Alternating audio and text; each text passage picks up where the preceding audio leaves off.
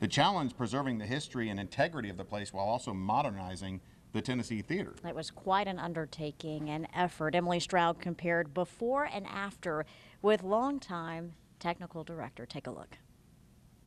I'm here on the stage of the beautiful Tennessee Theater, which has doubled in size since technical director Tim Burns started here 39 years ago.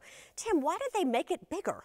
Well, to allow us to bring in the major productions, particularly like the Broadway productions that we're bringing in now, it actually had to be done to allow us to bring the full-scale Broadway shows here at Knoxville. It was just 24 feet, which seems really narrow. Shallow, yes. Where did it end? The black curtain that was halfway down is actually hung where the original back wall was. You have the stage productions that can be bigger and better, but the actors, they needed more room too. They did. Originally we had roughly 2,000 square feet of dressing room space in the floors below the original stage house. There was a shared bathroom facilities. Each dressing room didn't have a sink, which was mandatory.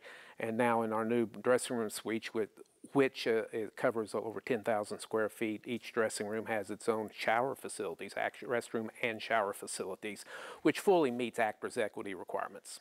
So I know that's important to the actors, but why are those improvements important to the audience? How are they getting a better performance out of those better dressing rooms? Well, obviously happy actors better performance, but it's just the whole process of allowing us to bring the bigger shows. So Tim Burns has a really important job. You are the technical director. What does that mean?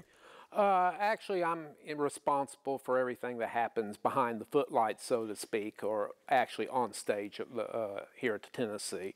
I have a large staff. It can be anywhere from 2 or 3 technicians on up to, like Book of Mormon. We have as many as 76 local technicians assisting the production and getting it set up and then put back on the trucks and sent to the next city. I mean, those behind-the-scenes crews, you guys make the magic happen. Without you, it's just actors standing there. We can't hear them, see them, or anything. You can't hear them, see them, or the set would be not existent.